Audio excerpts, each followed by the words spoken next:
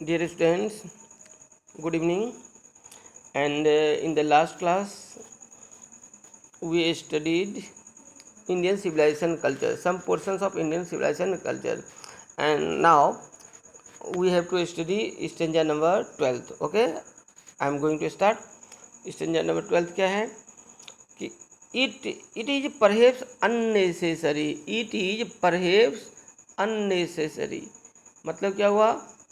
क्या शायद यह अननेसेसरी, परहैप्स मीन्स शायद, अननेसेसरी मतलब अनावश्यक, क्या? If not useless, useless means बेकार, यदि यह अनावश्यक नहीं है, शायद यह अनावश्यक है यदि बेकार नहीं है तो to weigh the merits of two civilisation. To weigh का मतलब होता है वजन करना, मापना. द मेरिट मीन्स गुण of the two civilisation. It means Gandhi ji क्या कहना चाहते हैं? ही वॉन्ट्स टू से कि दो सभ्यताओं के गुणों को या दो सभ्यताओं के गुण दोषों की तुलना करना यदि व्यर्थ नहीं है तो अनावश्यक जरूर है, बेकार जरूर है. अनावश्यक जरूर है, यदि बेकार नहीं है तो अनावश्यक जरूर है, यानी उसकी कोई आवश्यकता नहीं है. क्यों? It is likely that the West has evolved civilization, ये अलग होगा इसमें, evolved a civilization suited to its climate and surroundings, and similarly we have a civilization suited to our conditions. Yes, Gandhi ji says accurately. यहाँ क्या कहते हैं?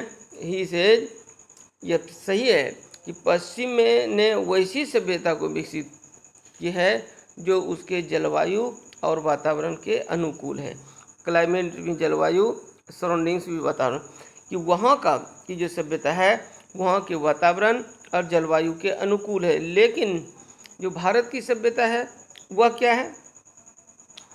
Suited to our conditions, वह हमारे शर्त के अनुसार, हमारी स्थिति के अनुसार है.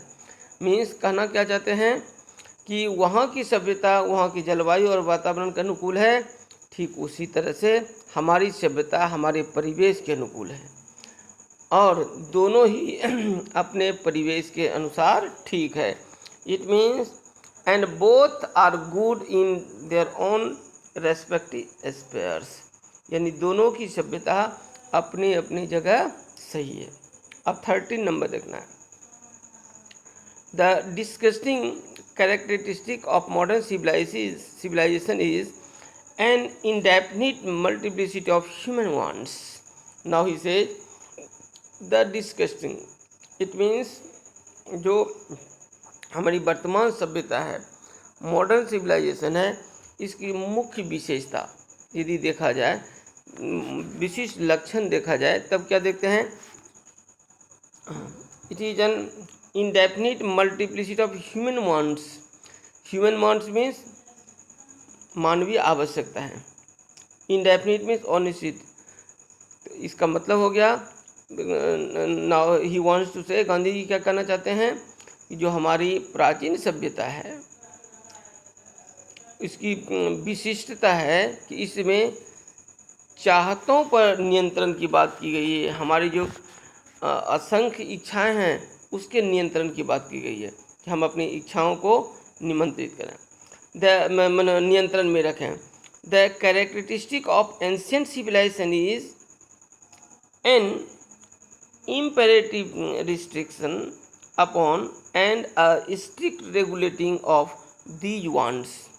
इट मीन्स द कैरेक्टरिस्टिक विशेषता, एंशिएंट मीन्स प्राचीन, सिविलाइजेशन मीन्स सभ्यता, इज एन इम्परेटिव रिस्ट्रिक्शन मनाही, रोक, upon and a strict regulating of these wants, और इस तरह जो आवश्यकता है उस पर मुख्य रूप से बाधा के बंधन. इट मीन्स कहना क्या चाहते हैं कि भविष्य, हमारे देश की जो भविष्य की जो अवस्था है और अधिक से अधिक सुख प्राप्त करने की जो भावना से आधुनिकता में असंतोष पैदा होता है, जबकि यह पूरब की सभ्यता में चाहतों पर अंकुश की बात भविष्य के साथ परम सत्ता के अस्तित्व में अविश्वास पैदा करने का कारण है।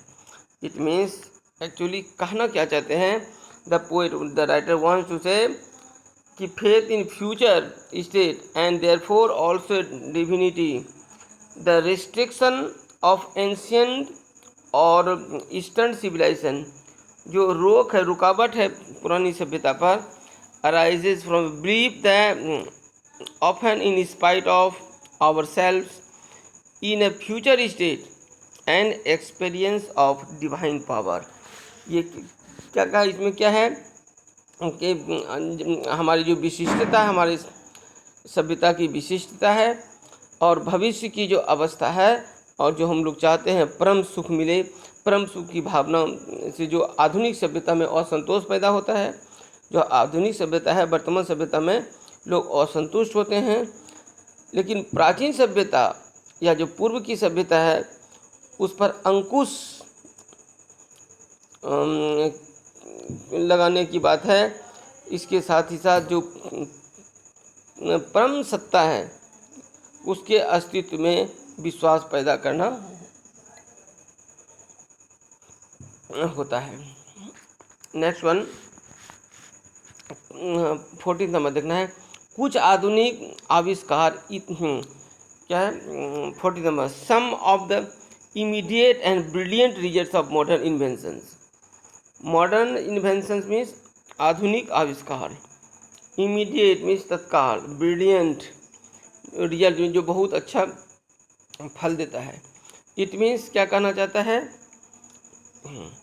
some of the immediate and brilliant results of modern civilization inventions are too maddening to resist, but I have no manner of doubt that the victory of man lies in that resistance. We are in danger and battering away the permanent good for momentary pleasure. Now he says कि हम permanent good, it means क्या कहना चाहते हैं, वो कहना चाहते हैं कि कुछ some of the immediate and brilliant results, कुछ जो आधुनिक आविष्कार के इतने पागलपन होते हैं, इतने ज़्यादा उसमें जूझे लगे हुए रहते हैं, उन्हें सहन नहीं किया जा सकता है। क्यों? इसलिए नहीं सहन किया जा सकता है, modern civilisation are too maddening to resist, but I have no manner of doubt that the victory of man lies in that resistance।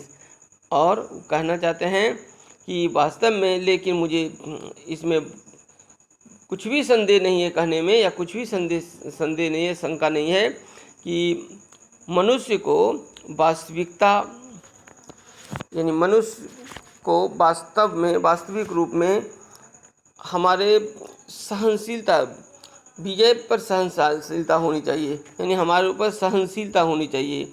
हम अस्थायी सुख को क्षणिक सुख में बदलने के खतरा में हैं, यानी जहां अस्थायी सुख मिलना चाहिए उसे नहीं देखकर हम तत्काल सुख को देखते हैं। Batting away the permanent good for a momentary pleasure, तत्काल सुख के लिए जो हमारा अस्थायी सुख है उसको त्याग देते हैं। अब देखना है next one 15 number stanza. Just और एज के बीच में गैप होगा।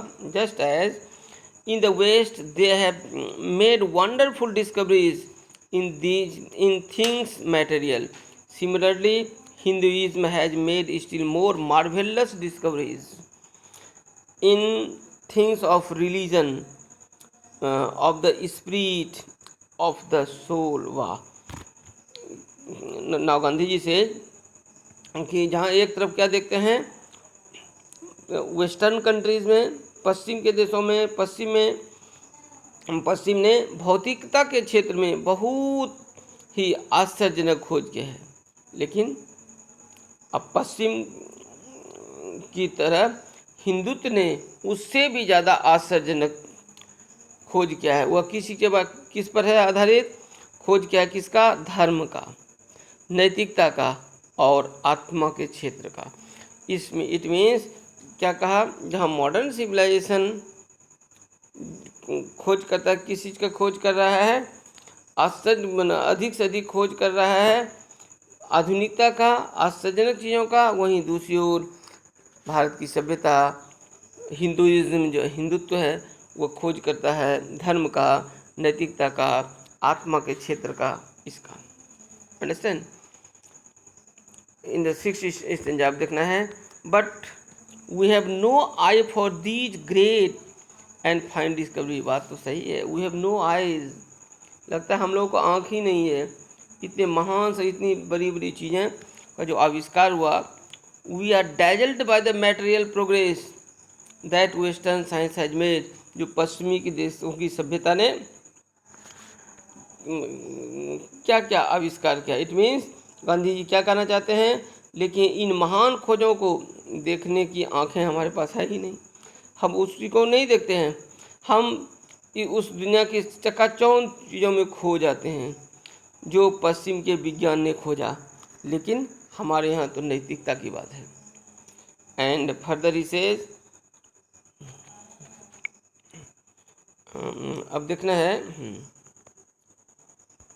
And further he says we are dazzled by the material progress that western science has made, I am not enamoured of that progress, लेकिन वैसे उन्नति के लिए, वैसे प्रोग्रेस के लिए, उस तरह की जो प्रोग्रेस देखने को मिलता है हम उसे सहन नहीं कर सकते, हमारे लिए वो सही नहीं है, बिल्कुल नहीं है, जो क्योंकि जो चकाचौंध की दुनिया से अलग है। मैं उस विकास से खुश नहीं हूँ, वास्तव में ऐसा प्रतीत होता है कि ईश्वर ने भारत को उस दिशा में बढ़ने से रोका है। क्या क्या है, in fact it almost seems as the God in his wisdom has prevented India from progressing alone, वैसे चीज़ों में आगे बढ़ने से इंडिया को रोका है। Those lines so that it might fulfill its special mission of resisting the onrush of materialism, जो हमारा मिशन है, हमारा उद्देश्य है, हमारा कर्तव्य है, उसमें क्या क्या गांधी जी कहते हैं कि ईश्वर ने हमें एक रास्ता दिखाया, हमें उस दिशा में बढ़ने से रोका, ताकि वह भौतिकता के फैलाव को, भौतिकवादी विचारधारा को, उसके फैलाव को रोकने के लिए विशिष्ट लक्ष्य में सफल हो सके, विशेष रूप में सफल हो सके। लगता है ईश्वर ने हमें प्रेरणा दी वैसे चीज़ों को हम इंडिया में रोकें, भारत में रोकें। एंड आफ्टर ऑल, आखिरकार, आफ्टर ऑल, 70 नंबर देखना है, after all there is something in Hinduism that has kept it alive up till now, लेकिन कुछ न कुछ तो है हिंदुइज्म में जिसका नतीजा है हमारी सभ्यता आज भी जीवित है। It has witness means the गवाह, the fall of Babylonian, Syrian, Persian and Egyptian civilisations, ये गवाह है किसका, कि नाश हुआ किसका, बेबीलोन की सभ्यता का, सीरिया की सभ्यता का, पर्शियन सभ्यता का, और इजिप्ट में था मिस्र की सभ्यता का नाश होते हमने देखा। कास्ट लुक अराउंड यू, जरा अपने बारे में देखो, अपने बारे में मतलब इंडिया के बारे में। Where is Rome and where is Greece, Rome कहाँ है, ग्रीस कहाँ है। Can you find today anywhere the Italy of गिवन, और जो इटली का गिवन था कहीं देखने को मिलता है क्या, नहीं, सबका विनाश हो गया। और द रादर द एंशियंट रोम, जो प्राचीन रोम था जिसे बहुत ही खूबसूरत समझा जाता था, फॉर रोम वॉज इटाली, और रोम को जाना जाता था इटली के रूप में, कहाँ चला गया सब, सबका सब विनाश हो गया। इट मीन्स कहना क्या चाहते हैं गांधी जी, कहना चाहता है आखिरकार जो हिंदुत्व में कुछ विशिष्टता तो जरूर है, कुछ न कुछ तो ऐसा जरूर है जिससे अभी भी इसे जीवित रखा है। और इसके साथ ही साथ देखो, इसने बेबीलोन, सीरिया, पर्शिया और मिस्र की सभ्यता का पतन होते देखा।